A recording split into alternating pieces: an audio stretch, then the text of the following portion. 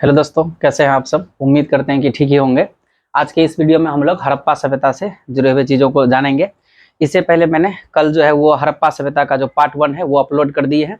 आप लोगों में से जो नहीं देखे हैं तो पहले उसको देख लीजिए, क्योंकि उनको देखने के बाद ही ये ज़्यादा बेहतर समझ में आएगा। क्योंकि किसी भी चीज़ का अच्छा समझ के लिए जो है उसको क्रम से समझना बहुत ज़रूरी होता है। जो इसकी बेसिक चीज़ें हैं, जैसे हड़प्पा सभ्यता क्या है, इसकी स्थितियाँ क्या है, स्थिति मतलब ये कहाँ अवस्थित था, किस जगह पर, इससे जुड़े हुए स्थलों का नाम और जो बेसिक बातें था वो मैं पार्ट 1 में ही बात कर लिया हूँ। और 6 जो है पॉइंट पर मैंने उसमें बात किया हूँ। और क्रम से हम लोग पढ़ते हुए आगे बढ़ रहे हैं। 6 नंबर तक हम लोग पढ़ लिए हैं। आज हम लोग जो पढ़ेंगे वो 7वां नंबर होगा। इसका नाम है नगर नियोजन।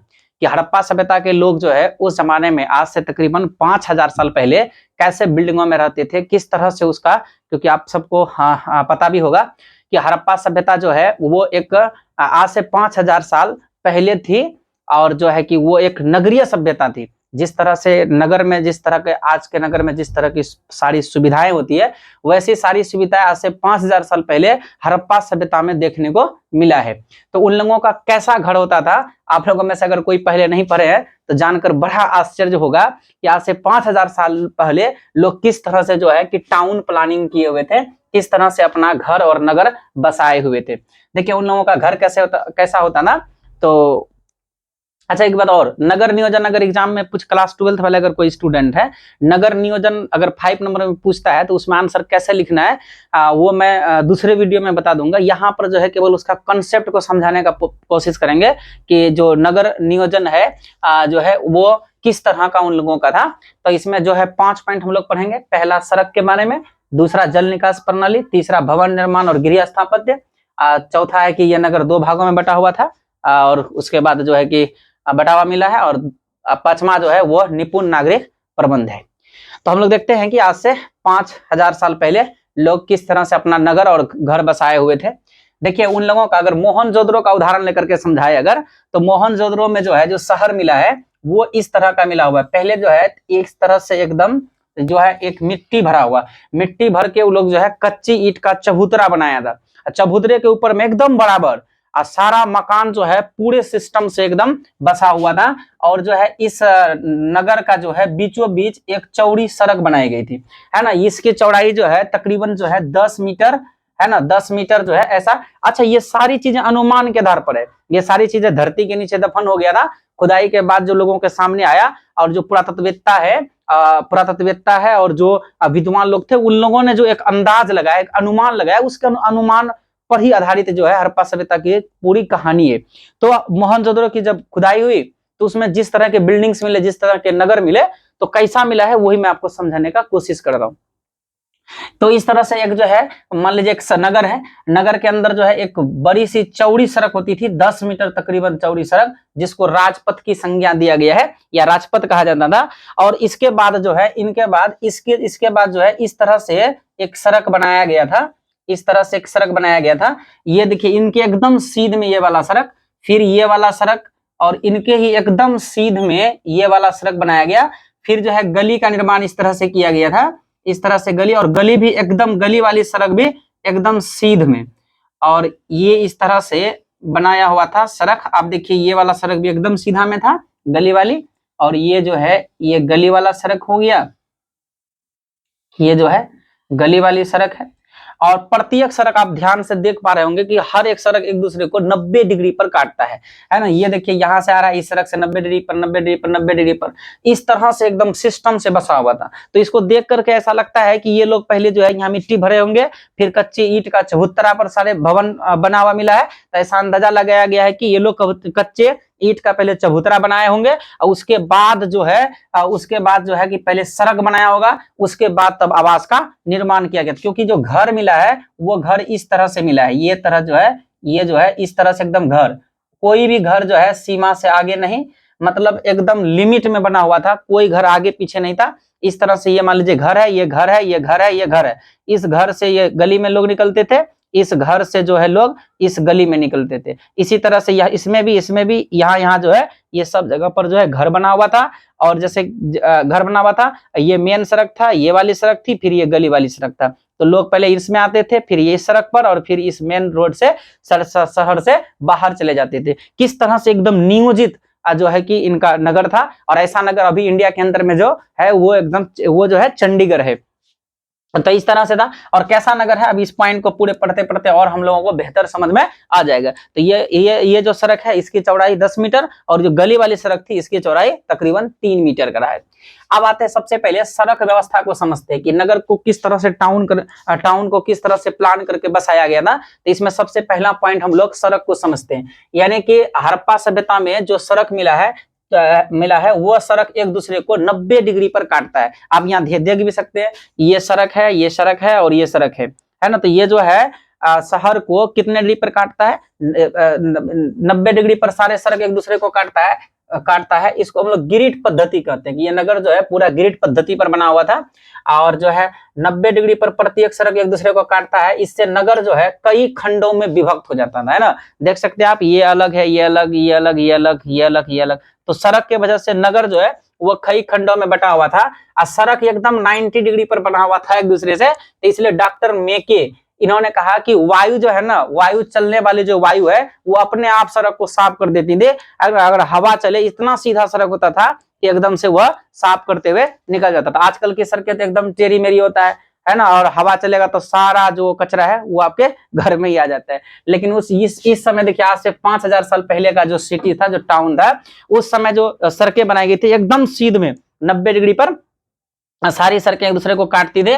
तो इसलिए डॉक्टर मेके ने कहा है कि वायु जो नगर में चलती थी वो अपने आप जो है इस कचरा को साफ कर देता था। और सड़क को जो है ना ढलवा बनाया जाता था, मतलब इस तरह से जो है ढलान बनाया जाता था, जैसा आज भी रोड बनाया जाता है, ताकि रोड पर जो है पानी लगा हुआ नहीं रह सके। आप बताइए, आज से 5000 साल पहले लोग किस तरह से जो है कि अपना एकदम दिमाग लगा करके चीजों को बनाया, मतलब। और सड़क के किनारे जो है कूड़ेदान का भी व्यवस्था किया गया था कि सड़कों पर जो है कूड़ा वगैरह जहां तहां नहीं फेंकना है। कूड़ेदान जो है सड़क के किनारे कूड़ेदान की व्यवस्था की गई थी। लोग कूड़ा को कूड़ेदान में फेंकते थे, ऐसा भी साक्ष्य मिला हुआ है।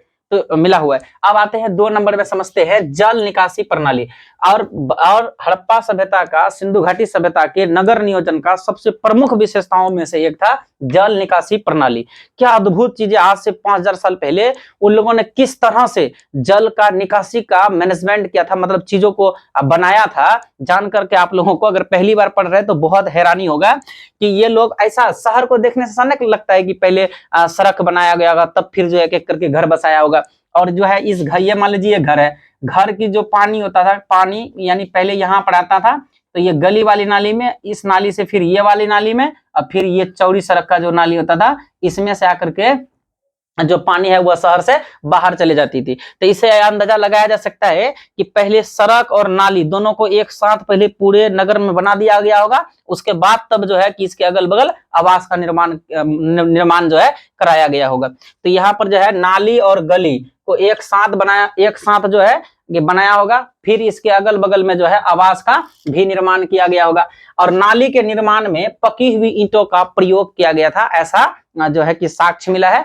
और जो विद्वान और जो इतिहासकार, जो पुरातत्ववेत्ता है, उन्होंने बताया है कि इसके नाली में जो है, ये लोग नाली में पकी हुई ईंटों का निर्माण करते थे। सोच कर देखिए कि आज से 5000 साल पहले उन लोगों को भी पकी हुई ईंटों का ज्ञान था। वो लोग ईंटा को पकाते, चाहे धूप में पकाए या भट्टी में। कुछ जगह से भट्टियों का प्रमाण मिला है, तो उसको लगता है कि नहीं, आग में पकाया गया होगा, या तो धूप में पकाया गया, सुखाया गया होगा। तो पकी हुई ईंटों का वे लोग नाली बनाने में प्रयोग करते थे।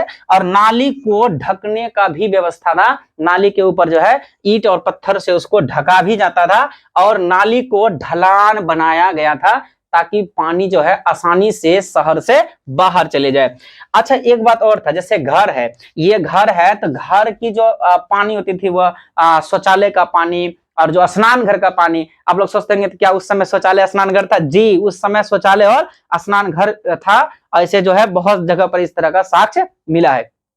तो वो सारी पानी जो है, वो सारी पानी, घर की जो पानी है, वो पहले जो है यहाँ पर आती थी, है ना। घर के अंदर में ना एक मलकुंड होता था, एक जहां पर कि ठोस कचरा, जैसे घर की नाली है, वहां पर एक हौद टाइप से बना हुआ था, वहां पर पानी आता था, पानी वहां खाली होता था, पानी वहां खाली ना सॉरी पानी जो है वहां पर आता था, वहां पर जो ठोस पदार्थ होता था उस गड्ढे में बैठ जाता था और जो पानी होता था वो फिर आगे गली वाली नाली में, गली वाली नाली से फिर मेन सड़क जो मुख्य सड़क है उसके नाली से जुड़ करके होते हुए जो है वो शहर से बाहर चले जाता था। तो लंबी अगर नाली होता था, लंबी नाली में कुछ कुछ अंतराल पर जो है सफाई के लिए हौदी यानी मेन होल भी बनाया गया था ताकि नाली का साफ सफाई कराया जा सके, है ना। बताइए क्या क्या जो है उस समय वो लोग अपना दिमाग लगा करके इस तरह से शहर से जल निकासी की पूरी व्यवस्थाएं किया था। और तीसरा नंबर में है भवन निर्माण और गृह स्थापत्य। ये देखिए ये भी हड़प्पा सभ्यता का या सिंधु घाटी सभ्यता के नगर नियोजन का, है ना, अनूठी विशेषताओं में से एक था उनका भवन निर्माण, क्योंकि भवन के निर्माण में ईंट का प्रयोग किया गया था, ईंट का प्रयोग किया गया था। और ईंट जो है वो सारे एक माप का ईंट था, वो था 4:2:1, यानी लंबाई 4, चौड़ाई 2 और ऊंचाई 1, 4:2:1 में सभी ईंट जो है एकदम इसी रेशियो का मिला हुआ है।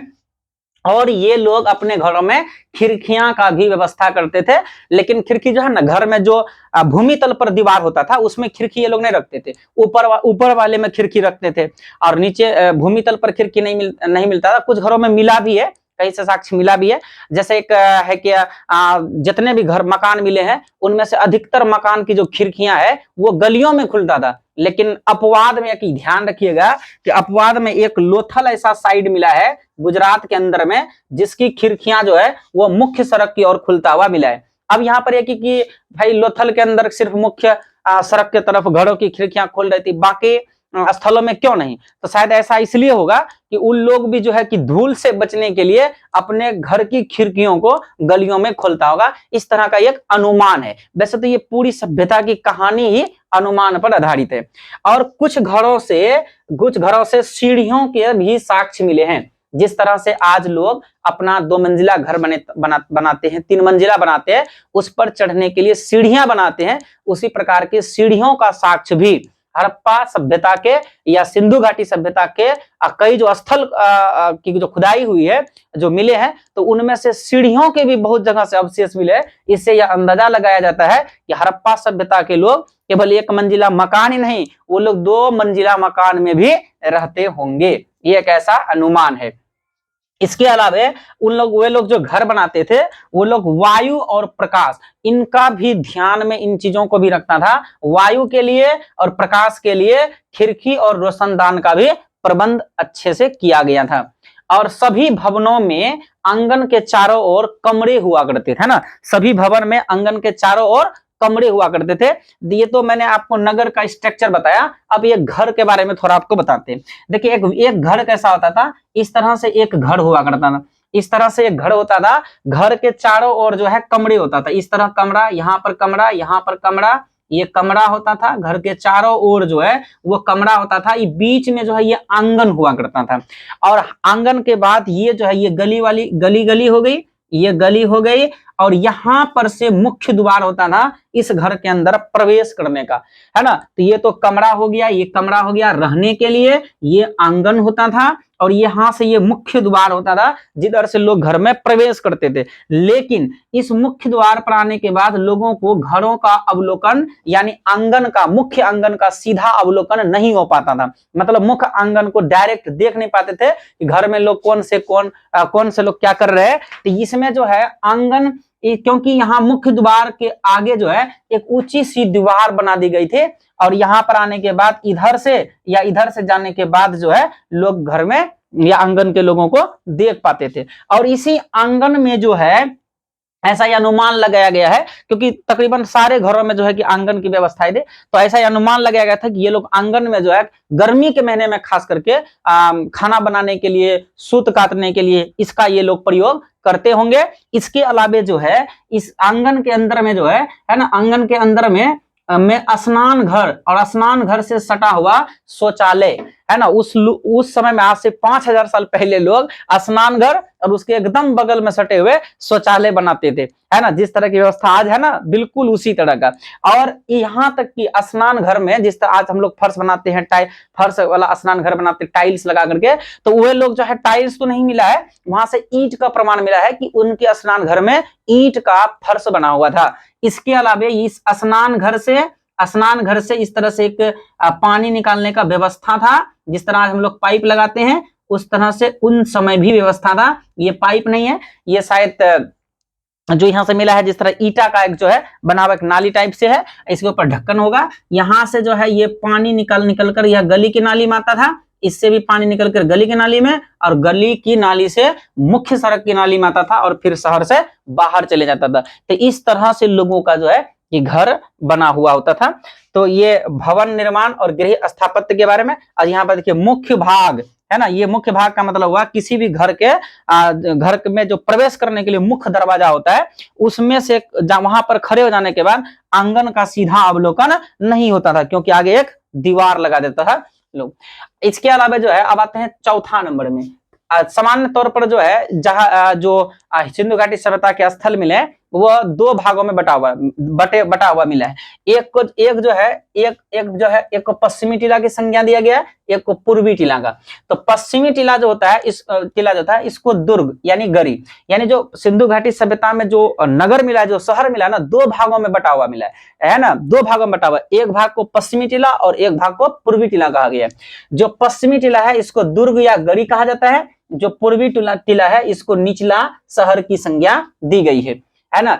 और जो है ये पश्चिमी टीला जो होता था ये छोटा होता था, है ना। ये जो है पश्चिमी टीला जो है ये घेराबंदी किया हुआ मिला है ना, घेराबंदी यानी चारों तरफ जो है इस तरह से ईंट से जो है इसका घेरावट किया हुआ मिला है।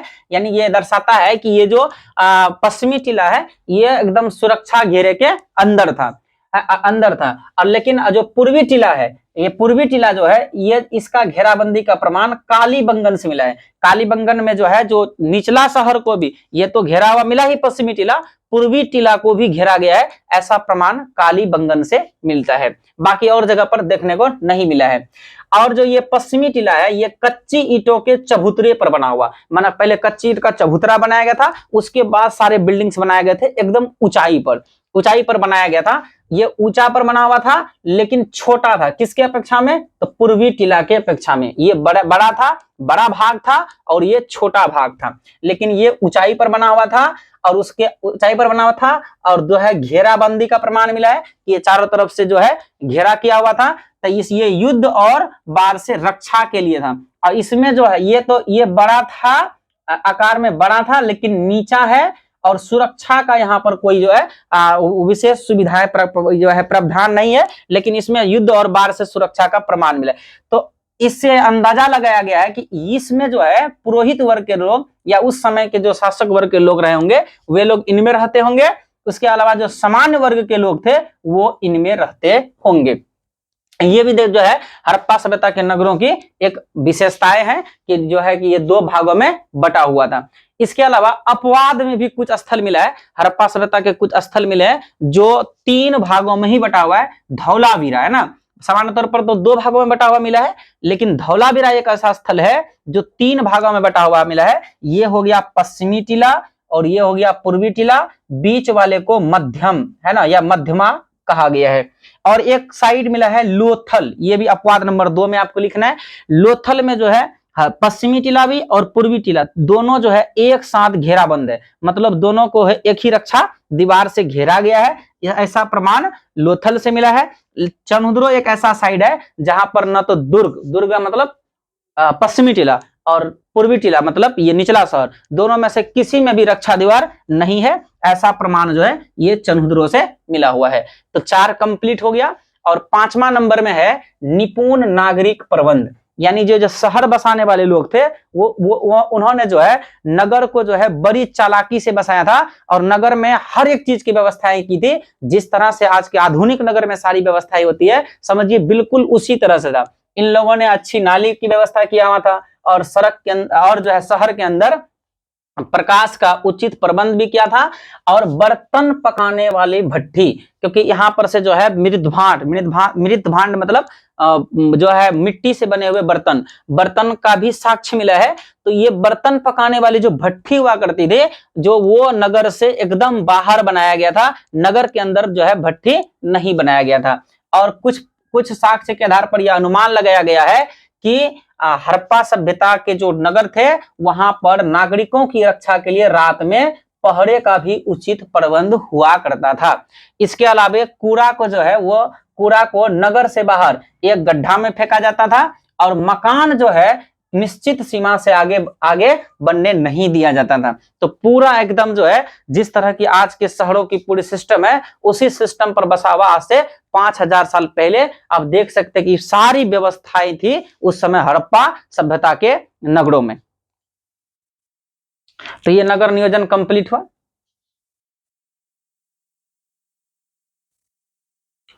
सात नंबर कंप्लीट हो गया। अब आठ नंबर हम लोग पढ़ेंगे मोहनजोदड़ो का विशाल स्नानागार, ग्रेट बात।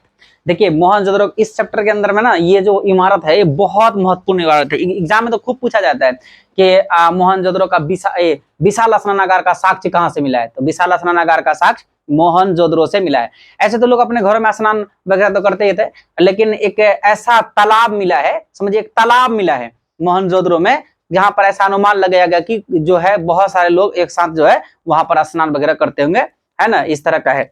तो ये मोहनजोदड़ो का विशाल स्नानागार क्या है, इसको देखिए, इसको ना ग्रेट बाथ भी कहा जाता है, ध्यान रखिएगा, ग्रेट बाथ या इसको एक खास तालाब के नाम से भी जाना जाता है।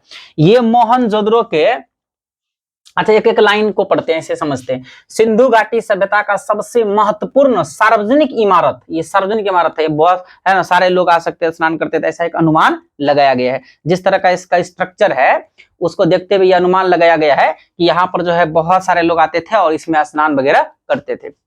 तो सिंधु घाटी सभ्यता का सबसे महत्वपूर्ण सार्वजनिक इमारत मोहनजोदड़ो का विशाल स्नानागार है। यह दुर्ग के भीतर बना एक आयताकार जलाशय था। देखिए इसका आकार देख रहे हैं आप, ये आयताकार था और दुर्ग के भीतर बना था। अभी पढ़ा है ना कि जो सामान्य तौर पर जो हड़प्पा सभ्यता के नगर मिले हैं सिंधु घाटी सभ्यता का, वो दो भागों में बटा मिला है, एक पश्चिमी टीला और एक पूर्वी टीला। तो पश्चिमी टीला को क्या कहा जाता था, दुर्ग कहा जाता था, जिसमें कि ऐसा अनुमान है कि शासक वर्ग या पुरोहित वर्ग के लोग रहते होंगे।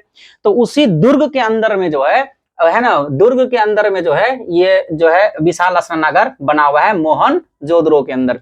तो मोहनजोदड़ो में जो दुर्ग वाला टीला है, जो पश्चिमी टीला है, जो ऊंचा वाला टीला है, उसी के अंदर में ये आयताकार एक जलाशय बना हुआ है, एक तालाब बना हुआ है, ऐसा समझिए। इसकी लंबाई करीब 12 मीटर, चौड़ाई 7 मीटर और गहराई जो है ये कितना है, गहराई 2.5 मीटर है। लंबाई है कितना, तो 12 मीटर, चौड़ाई 7 मीटर और गहराई जो है ये 2.5 मीटर है। इसको बनाने में ईंट और प्लास्टर का इस्तेमाल किया गया है। आपको आश्चर्य हुआ होगा, है ना, कि आज से 5000 साल पहले भी इनको ईंट के बारे में और प्लास्टर के बारे में, है ना। उसके बाद तो यहाँ तो देखिए चारकोल का परत इसके ऊपर चढ़ाया गया था, है ना, प्लास्टर चारकोल, इसका मतलब है इनको भी साइंस की जानकारी थी। तो इसको बनाने में, इस विशाल स्नानागार को बनाने में ईंट और प्लास्टर का इस्तेमाल किया गया था। इसमें पानी का रिसाव रोकने के लिए कि पानी कहीं से जो है बाहर ना जाए, मतलब एक तरह से उसे पानी निकले नहीं, तो इसका रिसाव को रोकने के लिए प्लास्टर के ऊपर चारकोल का परत भी चढ़ाया गया था। और स्नानागार का जो फर्श था वो ईंट का बना हुआ था। ये जो स्नानागार है कहां पर ये मिला है विशाल स्नानागार, तो मोहनजोदड़ो से। मोहनजोदड़ो में कहां से मिला है, तो दुर्ग वाले हिस्से में से। अच्छा कैसा आकार का है, तो आयताकार आकार का है। अब मोहनजोदड़ो का सबसे बड़ी इमारत भी है ना। इसको बनाने में किसका उपयोग हुआ है, ईंट और प्लास्टर का उपयोग हुआ है। और फर्श किसका बना हुआ है, तो फर्श जो है ये पकी हुई ईंटों, ये फर्श जो है ईंटों का बना हुआ है। लंबाई 12 मीटर, चौड़ाई 7 मीटर, ऊंचाई 2.5 मीटर। इस जल कुंड में अंदर प्रवेश करने के लिए उत्तरी और दक्षिणी सिरों पर ईंट की सीढ़ियां भी बनाया गया है। ये उत्तरी सिरा और ये दक्षिणी सिरा, दोनों सिरे पर जो है इस जल कुंड में प्रवेश करने के लिए ईंट की सीढ़ियां भी, है ना, बनाई गई है। ईंटा का बना हुआ ये सीढ़ी है इस जल कुंड के अंदर में प्रवेश करने के लिए। ये गहरा है, ये थोड़ा सा ऊंचा है, ये गहरा जगह है, तो इसके अंदर प्रवेश करने के लिए उत्तरी सिरा और दक्षिणी सिरे पर जो है ईंट का जो है सीढ़ियां बनाया गया है। स्नानागार के चारों ओर कमरे और बरामदे भी हैं, यानी इस स्नानागार के चारों तरफ जो है कमरा भी बना हुआ है ना, चारों तरफ जो है इसका कमरा बना हुआ है, और कमरा के अलावा इस पर जो है क्या है, तो इनके ऊपर जो है कमरा भी है और कमरा के आगे बरामदा भी बना हुआ है। ऐसा अनुमान है कि इसमें लोग स्नान करते होंगे तो इस रूम में जो है कपड़ा वगैरह चेंज करते होंगे, तो ये है ना कपड़ा बदलने के लिए ये रूम होगा, ऐसा अनुमान है। इसमें भरने के लिए, अच्छा इसमें पानी कहां से आता था, इस बगल में कुआं का भी प्रमाण मिला है ना, बगल में जो है एक कुएं का भी प्रमाण मिला है, ये कुआं है मान लीजिए, तो ऐसा अनुमान है कि इस कुएं से ही इस जलाशय में पानी भरा जाता होगा, और इस जलाशय से पानी निकलने के लिए है ना, इधर पानी निकलने के लिए, इस जलाशय से जो है पानी निकलने के लिए, इस जलाशय से पानी निकलने का है ना, पानी बाहर जाएगा, इसकी भी पूरी व्यवस्था की गई थी, है ना, जलाशय से पानी निकलने का यानी निकासी की भी व्यवस्था थी। संभवतः ऐसा संभव है क्योंकि सब कुछ तो अनुमान के आधार पर है, तो यह संभव है कि विशाल स्नानागार का उपयोग अनुष्ठानिक स्नान के लिए होता होगा, है ना, तो अनुष्ठानिक स्नान के लिए कोई जो है कि इस मोहनजोदड़ो के विशाल स्नानागार का उपयोग होता था, ऐसा अनुमान है। तो ये बहुत इंपॉर्टेंट है क्लास 12 वाले स्टूडेंट के लिए, तो बहुत इंपॉर्टेंट है कि मोहनजोदड़ो के विशाल स्नानागार के बारे में लिखे, तो ये सारी पॉइंट को अगर आप लिख देंगे तो आपका जो है बहुत ही स्टैंडर्ड आंसर बनेगा। आप लोग एकदम नोट करते चलिएगा। ये था 8वां पॉइंट, मोहनजोदड़ो का विशाल स्नानागार। इसको ग्रेट बाथ भी कहा जाता है, इसको एक खास तालाब भी कहा जाता है। एग्जाम में पूछेगा हड़प्पा सभ्यता में मैं कहां से जो है कि एक खास तालाब का साक्ष्य मिला है, तो मोहनजोदड़ो के विशाल स्नान मोहनजोदड़ो के दुर्ग से मिला है, यानी मोहनजोदड़ो के पश्चिमी वाले टीले से मिला है। ये 7 नंबर कंप्लीट हुआ। तो 8 नंबर हम लोग कंप्लीट कर लिए विशाल स्नानागार। अब 9 नंबर में हम लोग पढ़ेंगे अन्नागार क्या होता है। देखो जिस तरह से मोहनजोदड़ो से विशाल स्नानागार का साक्ष्य मिला है, तो वहां से अन्नागार का भी साक्ष्य मिला। अन्नागार का मतलब है गोदाम जिसमें न दाना पानी रखा जाता है, उसी को गोदाम बोलिए, कोठार बोलिए, अन्नागार बोलिए, तो उसी को जाओ स्टॉक रूम, जहाँ पर जो है कि दाना पानी को स्टॉक करके रखा जाता है, वो जो अन्नागार जो है वो भी मोहनजोदड़ो से प्राप्त हुआ है। तो विशाल स्नानागार मोहनजोदड़ो के दुर्ग से प्राप्त हुआ है, तो अन्नागार भी जो है मोहनजोदड़ो के दुर्ग से मिला हुआ है। तो ये अन्नागार क्या होता है समझते हैं। देखिए लिखा है कि मेसोपोटामिया में अतिरिक्त उत्पादन और कर यानी टैक्स वाला जो वसूला जाने वाला अनाज होता था, वो मंदिरों में सुरक्षित रखा जाता था। मेसोपोटामिया की सभ्यता बताया था ना कि सिंधु घाटी सभ्यता जो है आज से 5000 साल पहले की सभ्यता थी, तो उसी प्रकार से मेसोपोटामिया की सभ्यता भी जो है आज से तकरीबन 4500-5000 साल पहले की थी। तो मेसोपोटामिया की सभ्यता और हड़प्पा सभ्यता में क्या है कि मेसोपोटामिया सभ्यता से जो मोहरें मिली है उसको पढ़ा जा सका है, लेकिन सिंधु घाटी सभ्यता से जो मोहर मिला है इनको पढ़ा नहीं जा सका है। तो ये जो मेसोपोटामिया की सभ्यता है ये जो है ईरान के आसपास की सभ्यताएं हैं, है ना। तो इस मेसोपोटामिया की सभ्यता में क्या था कि जो अतिरिक्त उत्पादन और जो टैक्स के रूप में आना जाता था उसको रखने के लिए उसको मंदिरों में रख दिया जाता था। तो लेकिन वहां पर से मंदिरों का साक्ष्य मिला है, लेकिन सिंधु घाटी सभ्यता में कहीं से भी मंदिरों का साक्ष्य नहीं मिला है। ऐसा अनुमान लगाया गया है कि यहाँ पर जो है सिंधु घाटी सभ्यता में अनाज रखने के लिए, अब कहाँ रखेगा, यहाँ तो मंदिर था ही नहीं, तो इसलिए यहाँ पर जो है अनाज का संचयन करने के लिए, जमा रखने के लिए अन्नागार बनवाया गया था। मतलब एक जो है कि अन्नागार में जो है कि जो है रखा जाता था अनाजों को। ऐसे अन्नागार जो है मोहनजोदड़ो से मिला है, हड़प्पा से मिला है, कालीबंगन से मिला है, चनहुद्रो से मिला है, लोथल से मिला है। तो मोहनजोदड़ो, हड़प्पा, कालीबंगन, चनहुद्रो और लोथल से जो है इस प्रकार का अन्नागार मिला हुआ है। तो मोहनजोदड़ो से, हड़प्पा से, कालीबंगन से, चनहुद्रो से और लोथल से जो है इस तरह का स्थल जो है वो प्रकाश में आया है। तो यहाँ से तो आप देख सकते हैं कि जो अन्नागार है, जो फसल उपजाने का जो मतलब फसल थोड़ी, ये जो अन्नागार है, जहाँ अन्नागार मतलब वस्तु रखने वाला जो गोदाम है, तो मेसोपोटामिया में ऐसा नहीं मिला। मेसोपोटामिया में जो है वस्तुओं को मंदिरों में रखा जाता था, लेकिन मोहनजोदड़ो, हड़प्पा, कालीबंगन, चनहुद्रो और लोथल जो सिंधु घाटी सभ्यता है, यहाँ पर जो है अनाज रखने के लिए अन्नागार का साक्ष्य मिला है, क्योंकि यहाँ पर से कहीं से भी मंदिरों का साक्ष्य नहीं मिला है। तो ये एग्जाम में पूछता है कि मोहनजोदड़ो का अन्नागार के बारे में लिखे, आप लिख सकते हैं मोहनजोदड़ो का जो अन्नागार था ये सबसे बड़ी इमारत है। मोहनजोदड़ो का अन्नागार यानी सिंधु घाटी सभ्यता की सबसे बड़ी इमारत, ऐसे नहीं मोहनजोदड़ो का ही, ठीक है। मोहनजोदड़ो की सबसे बड़ी इमारत है मोहनजोदड़ो का अन्नागार, अर्थात अनाज रखने का कोठार। यानी मोहनजोदड़ो में, दुर्ग वाले एरिया में इससे बड़ी इमारत कोई नहीं था। सबसे बड़ा इमारत जो है मोहनजोदड़ो के दुर्ग वाले एरिया में वो था अन्नागार। मोहनजोदड़ो का अन्नागार मतलब अनाज रखने वाला जो कोठार है, जो गोदाम है, वो सबसे बड़ा था। संभवतः सिंधु घाटी सभ्यता का भी यही सबसे बड़ी इमारत है, ऐसा भी अनुमान लगाया जाता है कि सिंधु घाटी सभ्यता, मोहनजोदड़ो की सबसे बड़ी इमारत तो थी ही, लेकिन सिंधु घाटी सभ्यता में भी इससे बड़ी इमारत नहीं देखने को मिला है। यह करीब 45.72 मीटर लंबा और 15.23 मीटर चौड़ा था। इसका मुख्य प्रवेश द्वार नदी की ओर था। ऐसा अनुमान लगाया जाता था यहाँ से व्यापार वगैरह बाहर होता था या बाहर से चीजें उतरता था और नाव के जरिए से, तो इस गोदाम में चीजों को रखा जाता होगा, ऐसा जो है एक अनुमान है। तो ये था मोहनजोदड़ो का अन्नागार कि मोहनजोदड़ो की सबसे बड़ी इमारत है मोहनजोदड़ो का अन्नागार, अर्थात अनाज रखने का कोठार। संभवतः सिंधु घाटी सभ्यता की सबसे बड़ी इमारत है मोहनजोदड़ो का अन्नागार। ये कहां पर बना हुआ था? तो ये दुर्ग के अंदर बना हुआ था और यह करीब इतना मीटर लंबा और इतना मीटर चौड़ा था। इसका मुख्य प्रवेश द्वार नदी की और था। इस अन्नागार में क्या रखा जाता था? तो इस अन्नागार में जो है क्या रखा जाता था? इस गोदाम में क्या रखा जाता था? तो इस गोदाम में फसल को सुरक्षित रखा जाता था। इसके अलावा है हड़प्पा का अन्नागार। हड़प्पा का अन्नागार क्या है? अच्छा, हड़प्पा, ये तो मोहनजोदड़ो में अन्नागार मिला ही है, हड़प्पा से भी अन्नागार के साक्ष्य प्राप्त हुए हैं। हड़प्पा में छो छो की 2 पंक्तियों में, है ना, छो छो की 2 पंक्तियों में, जैसे 1 2 3 4 5 6, छो छो का जो है इस प्रकार से छो छो की जो है ना 2 पंक्तियों में जो है निर्मित 12 कमरों वाला, 12 कोठार वाला जो है एक अन्नागार मिला है हड़प्पा सभ्यता से। और प्रत्येक कोठार जो है, प्रत्येक जो कमरा है वो इतना मीटर लंबा और इतना मीटर 6.09 मीटर चौड़ा था। यह नदी के किनारे से कुछ 1 मीटर की दूरी पर है। यानी ये भी जो हड़प्पा का जो अन्नागार है, ये भी जो है कि नदी से कुछ ही दूरी पर था।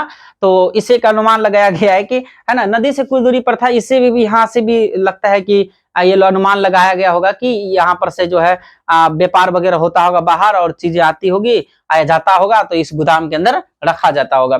इन 12 इकाइयों का समूचा क्षेत्रफल 838 वर्ग मीटर होता है, जो लगभग उतना ही होता है जितना मोहनजोदड़ो के कोठार का है।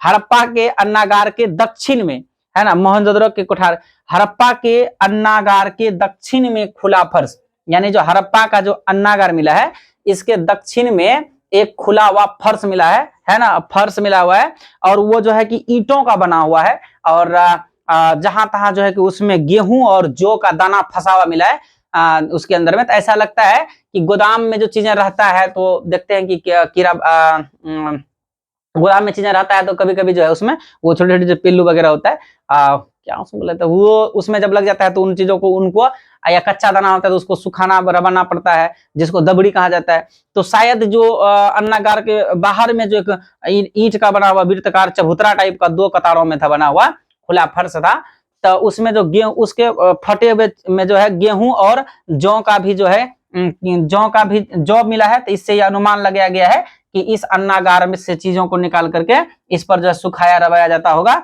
है ना।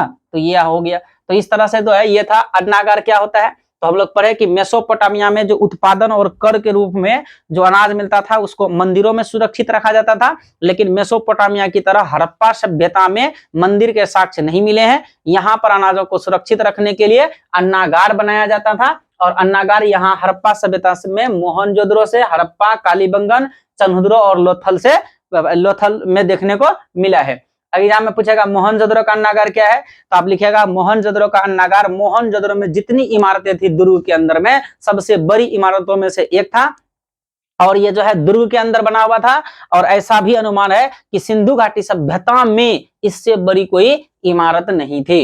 यह करीब इतना मीटर लंबा और इतना मीटर चौड़ा था। इसका मुख्य प्रवेश द्वार नदी के और था और इसका उपयोग जो इसका जो प्रयोग होता है ये अनाज रखने के लिए होता था। तो इतना बात आप मोहनजोदड़ो का अन्नागार में लिख दीजिएगा। हड़प्पा का अन्नागार पूछेगा तो हड़प्पा में भी 6 पंक्तियों में 12 कमरों वाला जो है एक अन्नागार मिला है और इसके और प्रत्येक कमरों की जो लंबाई है 15.23 मीटर और जो है 6.09 मीटर चौड़ा था। यह भी नदी नदी के किनारे से कुछ ही दूरी पर था और इन 12 कमरों का जो संयुक्त क्षेत्रफल है वो 838 वर्ग मीटर था, जो उतना ही होता है जितना जितना जो है कि मोहनजोदड़ो के अन्नागार का था, संभवतः उतना ही होता है। और हड़प्पा के अन्नागार के दक्षिण साइड में जो है एक खुला हुआ फर्श था और वो ईंटों का बना हुआ था, वृत्ताकार चबूतरा था और उसमें कहीं कहीं पर जो है गेहूं और जौ के दाने फंसे मिले हैं। तो इससे यह अनुमान लगाया गया है कि इसका उपयोग दवरी के लिए मतलब सुखाने रवाने के लिए होता होगा। तो इस तरह से यह हड़प्पा का अन्नागार भी कंप्लीट हुआ। तो 9 नंबर कंप्लीट हुआ। अब हम लोग 10 नंबर में आते हैं। 10 नंबर में पढ़ेंगे हड़प्पा सभ्यता के नगरों से प्राप्त वस्तु। देखिए हड़प्पा सभ्यता में ना बहुत सारे नगर ढूंढे गए, खोजे गए, 1500 तकरीबन स्थल खोजे गए। इन्हीं स्थलों में से कौन सा स्थल से क्या मिला है ना, जो महत्वपूर्ण है, जो एग्जाम में पूछा जाता है, उसको थोड़ा सा पढ़ लेते हैं किन स्थलों से क्या क्या मिला है। जैसे मोहनजोदड़ो, ये तो मोहनजोदड़ो ये जो है ना सिंध प्रांत, ये कहाँ पर पड़ता है, तो आप लोग भी नोट करिए। जैसे मोहनजोदड़ो से जुड़ी हुई चीजें, ये सारी चीजें हो गई, हड़प्पा से जुड़ी हुई ये सारी चीजें हो गई, चन्हुद्रो से जुड़ा हुआ ये सारा चीज हो गया, कालीबंगन से जुड़े हुए ये सारी चीज हो गए, और बनावली हरियाणा है ना, उनसे जुड़े हुए ये सारी चीजें हो गए। ये एग्जाम के दृष्टिकोण से बहुत महत्वपूर्ण है। ऑब्जेक्टिव जो है, ऑब्जेक्टिव में ये सारे प्रश्न जो है ना पूछे जाते हैं, है ना। तो आप थोड़ा सा इसको आप लोग भी नोट कर लीजिए, पहले समझ लीजिए।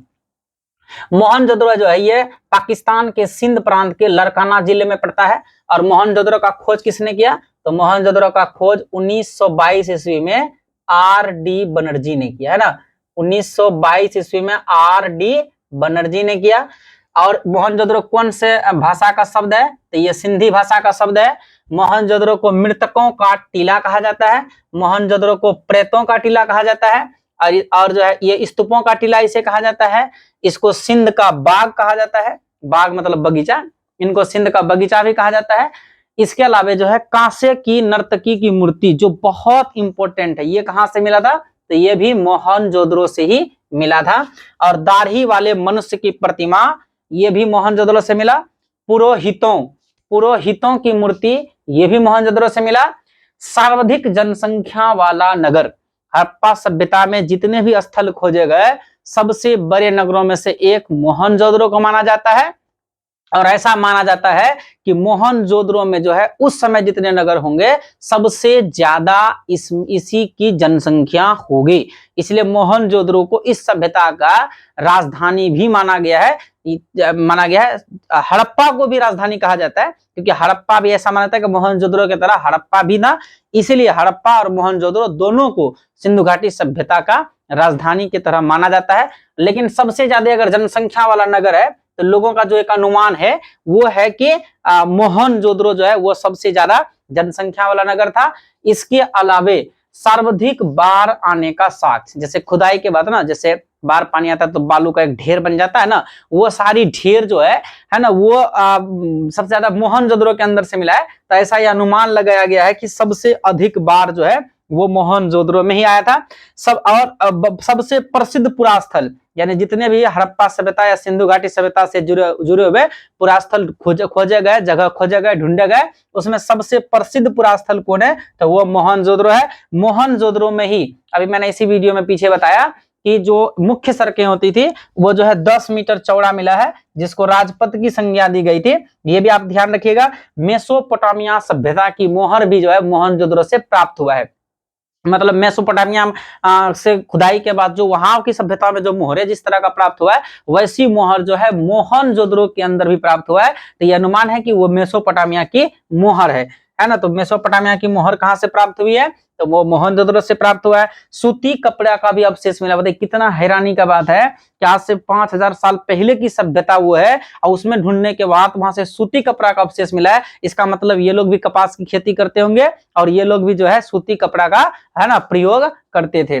और विशाल स्नानागार, इसके बारे में तो मैं अभी बता ही दिया कि मोहनजोदड़ो के दुर्ग में जो है विशाल स्नानागार बना हुआ था, जो मोहनजोदड़ो के दुर्ग के सबसे बड़ी इमारत में से एक था।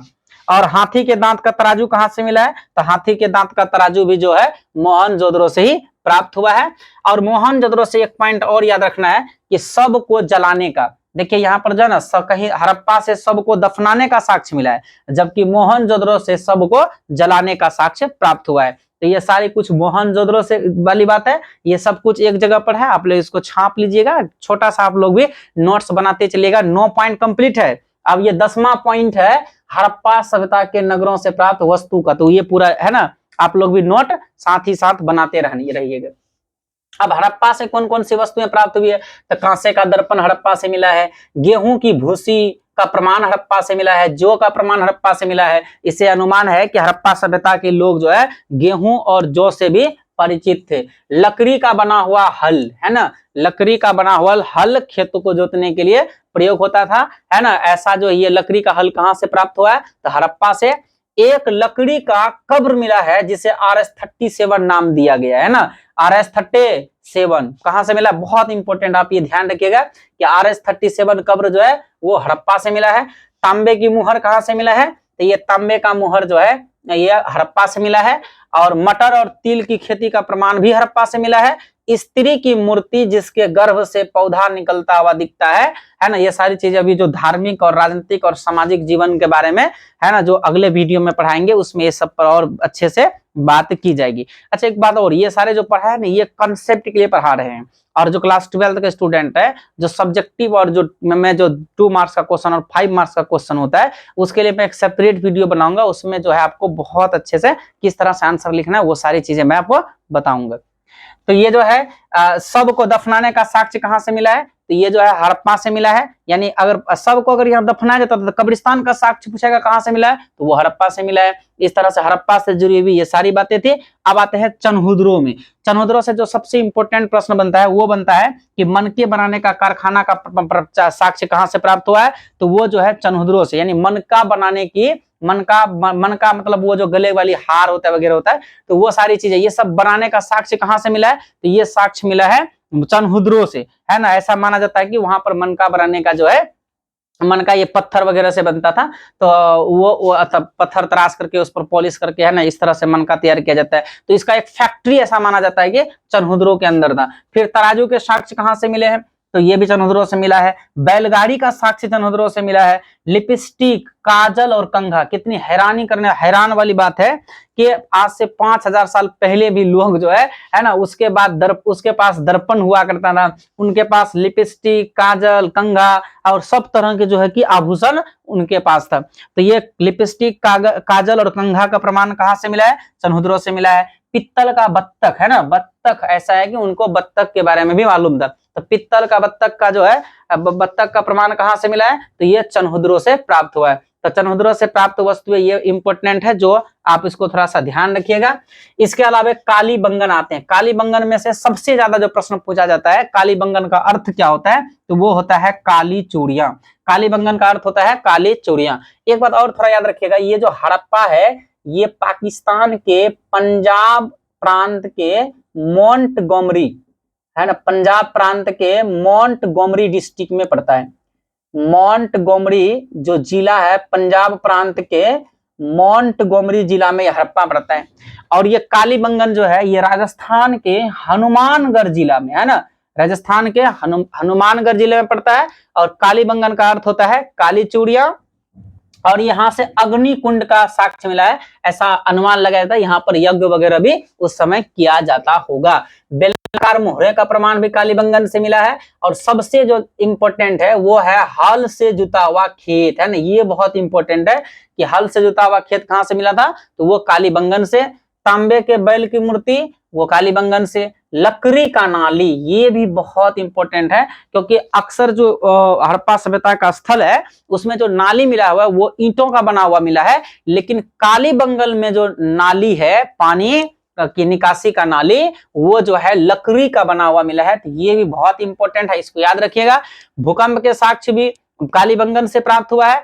हड़प्पा की कुछ विद्वानों ने इसे हड़प्पा का तीसरा राजधानी भी कहा है। जैसे हड़प्पा और मोहनजोदड़ो दोनों को जुड़वा राजधानी सिंधु घाटी सभ्यता का कहा जाता है, लेकिन कुछ विद्वानों ने काली बंगन को हड़प्पा का तीसरा राजधानी भी कहा है। और ये एकमात्र ऐसा सिंधु घाटी सभ्यता का स्थल मिला है जिनका, सिंधु घाटी सभ्यता एकमात्र ऐसा स्थल है जिनका निचला शहर भी जो है वो किले बंद किया हुआ था, मतलब घिरा हुआ था। ऐसे तो जो भी शहर नगर मिला है उसमें जो दुर्ग वाला एरिया होता था, जो पश्चिमी टीला होता था, उनको ईंटे से घेरा जाता था। लेकिन कालीबंगन एक ऐसा स्थल है जिनका निचला शहर भी जो है किलेबंदी किया हुआ था।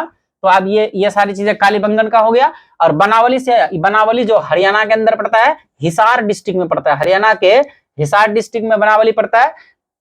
यहां से चक्राकार अंगूठी का प्रमाण मिला है, नाक और कान की बाली। अब देखिए ये भी तो हैरान करने वाली बात है कि उनके पास नाक और कान की बालियां भी थी। तो ये इसका प्रमाण कहां से मिला है? बनावली से मिला है। मछली पकड़ने का कांटा का प्रमाण बनावली से मिला है। मिट्टी के बने खिलौने, ये आप याद रखिएगा कि मिट्टी के बने खिलौने कहां से मिले हैं? तो बनावली से मिला है। इस तरह से ये सारी चीजें आप लोग भी एकदम नोट्स में नोट डाउन कर लीजिएगा और जो है कि इनको पूरा तैयार करिएगा। तो जो इंपॉर्टेंट है एक बार हम लोग देख लेते हैं। मोहनजोदड़ो से जो पूछा जाता है कि मोहनजोदड़ो का खोज कब और किसने किया, तो 1922 में आर.डी. बनर्जी ने किया। मोहनजोदड़ो कहां पर है? सिंध प्रांत के लरकाना डिस्ट्रिक्ट में है। सिंधी भाषा का शब्द मोहनजोदड़ो है। इसको मृतकों का टीला, प्रेतों का टीला कहा जाता है। कांसे की नर्तकी मूर्ति कहां से मिला था? तो ये मोहनजोदड़ो से मिला था। सर्वाधिक जनसंख्या वाला नगर कौन है? तो मोहनजोदड़ो है। सबसे प्रसिद्ध पुरास्थल कौन है?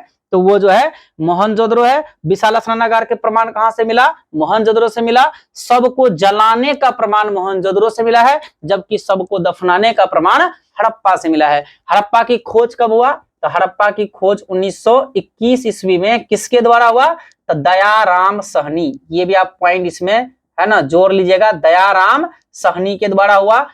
और जो है कि लकड़ी का कब्र मिला जिसमें RS-37 लिखा, यह हड़प्पा से मिला। स्त्री की मूर्ति जिसके गर्भ से पौधा निकलता हुआ दिखता है, इसका भी प्रमाण है। ये भी चीजें कहां से प्राप्त हुई है? तो ये भी जो है कि हड़प्पा से ही प्राप्त हुआ है। चनोदरो से मनका बनाने का कारखाना, तराजू, बैलगाड़ी, लिपस्टिक, काजल, कंगा, ये जो है चनोदरो से प्राप्त हुआ है। जबकि अग्निकुंड का साक्ष्य लकड़ी की नाली, हल से जुते खेत और जो है ये सारी चीजें कालीबंगन से प्राप्त हुआ है। और कालीबंगन का अर्थ होता है काली चूड़ियां, और बनावली से मिट्टी के बने खिलौने। बाकी और चीज भी है जो आपको याद रखना है, तो आप भी एकदम नोट बनाते चलिए, है ना। एक बार इसका स्क्रीनशॉट ले। लोथल में जो सबसे इम्पोर्टेंट है ना, लोथल से जो जुड़ा हुआ इम्पोर्टेंट ऑब्जेक्टिव है वो सब कुछ ये है। आप देख लीजिए थोड़ा सा, ये लोथल में जो है, लोथल से क्या क्या चीज का प्रमाण मिला है वो ये है। धान और बाजरे का प्रमाण लोथल से मिला है। आटा पीसने वाले चक्की का प्रमाण लोथल से मिला है।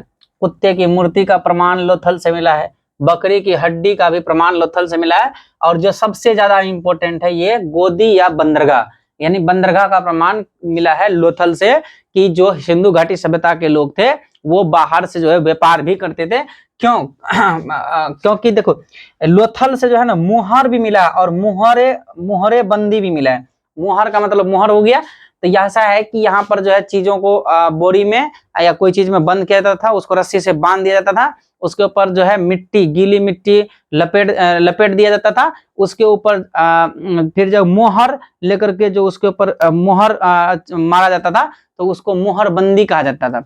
और वैसा ही अगर जहां चीजें भेजा गया और बिना छेड़खानी का वो मोहर उसी तरह अगर मिट्टी में छपा हुआ रह गया, है ना, मोहर बंदी में जो है किसी तरह का टूट फूट नहीं होता था। ऐसा माना जाता था कि जैसा वस्तु को भेजा गया है वो वैसा ही है। तो ये भी यहाँ से मिला है। इसके अलावा जो है कि लोथल से बंदरगाह मिल गया है। इसके अलावा जो है यहाँ पर से जो है कीमती पत्थर जो है कि यहाँ पर मिलता था, ऐसा अनुमान है। और पत्थर, शंखों और धातु से बनाई गई चीजों का एक महत्वपूर्ण केंद्र था, ऐसा अनुमान है। पत्थर का टुकड़ा, अधबने मन के बनाने का उपकरण और तैयार मन का भी यहाँ से मिला है। तो ये अनुमान लगाया गया है कि ये एक बंदरगाह रहा होगा, जहां से यहाँ जो है इस एरिया से जो है कच्चा माल यहाँ पर जमा होता होगा, या तो बने हुए चीजें, फिर ये बाहर जाता होगा और बाहर की चीज यहाँ पर आता होगा। तो ये इससे अनुमान है कि ये लोथल जो है एक बंदरगाह था। तो लोथल जो है गोदी या बंदरगाह कहाँ से प्रमाण मिला है? तो ये जो है लोथल से मिला है। 3 युगल समाधान का भी प्रमाण जो है लोथल से मिला है। हाथी का दांत, अग्निकुंड का प्रमाण लोथल से मिला है। कीमती पत्थर लोथल में मिलता था, ऐसा अनुमान है। यहाँ से पत्थर, शंख और धातुओं से बनाई गई चीजों का भी एक महत्वपूर्ण केंद्र था। पत्थर के टुकड़े, अधबने मन के और मन के बनाने वाले उपकरण और तैयार मन के भी यहाँ से मिले हैं। ये जो है यहाँ से बंदरगाह का साक्ष्य मिला है। और ये लोथल जो है गुजरात के अहमदाबाद जिले में पड़ता है और खंभात की खाड़ी के बिल्कुल आसपास में है। अब आते हैं धौलावीरा से क्या क्या मिला है। तो सबसे पहले याद रखना है कि ये धौलावीरा गुजरात में पड़ता है, कच्छ जिला में। कच्छ के इलाके में खादिर बेट के किनारे धौलावीरा नगर बसा था। वहां यहाँ साफ पानी मिलता था और जमीन भी उपजाऊ थी, ऐसा अनुमान है।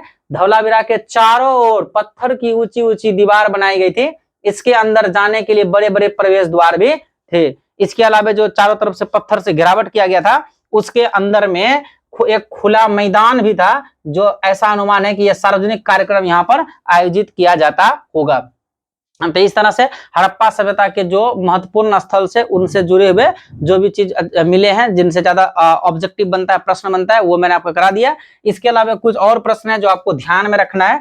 ऐसे तो सिंधु घाटी सभ्यता में बहुत सारे स्थल ढूंढे गए, लेकिन सिंधु घाटी सभ्यता में जो परिपक्व अवस्था के जो स्थल है, उनमें से छोक स्थल को ही बड़े नगर की संज्ञा दिया गया है, जिसमें पहला मोहनजोदड़ो, हड़प्पा, गनवारी वाला, धोलावीरा, राखीगढ़ी और कालीबंगन है ना। तो ये आप थोड़ा सा ध्यान रख लीजिएगा। ये मोहनजोदड़ो हो गया आपका पंजाब के जो है सिंध प्रांत में, हड़प्पा पाकिस्तान के सिंध प्रांत में, हड़प्पा हो गया पाकिस्तान की पंजाब प्रांत का, गनवारी वाला भी पंजाब प्रांत का, धौलावीरा तो गुजरात के अंदर में है, राखीगढ़ी हरियाणा के अंदर में है और कालीबंगन राजस्थान के अंदर। ये 6 को जो है बड़े नगरों की संज्ञा दी गई है। अगर एग्जाम में प्रश्न पूछेगा सिंधु घाटी सभ्यता से प्राप्त परिपक्व अवस्था वाले शहरों में से कितने शहर को नगरों की संज्ञा, बड़े नगरों की संज्ञा दी गई है, तो आप इसमें ये 6 आंसर में लिखना, आप लिख दीजिए।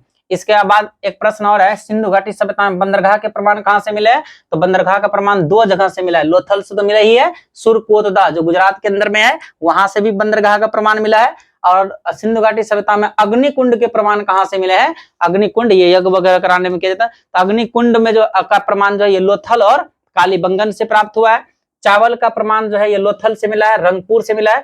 गेहूं, जो मटर, तिल, ये सब का खेती होता था, इनका दाना बहुत सारे जगह से मिला है, लेकिन चावल की खेती इन सब की तुलना में थोड़ा कम होता था। इसका प्रमाण केवल लोथल और रंगपुर से मिला है। लोथल, ये रंगपुर, ये दोनों गुजरात का जगह पर पड़ता है। घोड़े का अस्थि पंजर कहां से मिला? ये बहुत इंपॉर्टेंट क्वेश्चन है। वैसे अगर पूछेगा तो आप सुरकोत्ता में लिखिएगा, लेकिन कुछ किताब में कालीबंगन और लोथल भी दिया गया है कि यहाँ से भी घोड़े के अस्थि पंजर मिले हैं। पशु में सबसे ज्यादा पूजनीय जो है कुबर वाला सांड था, और हड़प्पा सभ्यता में खुदाई पर जो मोहर निकला है, उस पर सबसे अधिक जो चित्र है वो एक सिरंगी पशु का बना हुआ है। और लास्ट प्रश्न है, आग में पकी ईंट को क्या कहा जाता था? तो टेराकोटा कहा जाता था। तो ये वीडियो थोड़ा आप लोग थोड़ा देख लीजिए, और इस तरह से आप जो है लिख करके एकदम नोट्स आप लोग तैयार करते रहिएगा। ये वीडियो थोड़ा लंबा हो गया, अब इससे आगे जो है हम लोग हड़प्पा सभ्यता का जो पार्ट 3 आएगा, उसमें हम लोग बात करेंगे हड़प्पा सभ्यता के जो सामाजिक जीवन है, जो आर्थिक जीवन, राजनीतिक और धार्मिक जीवन पर, उस पर बात करेंगे, है ना। इस वीडियो में इतना ही।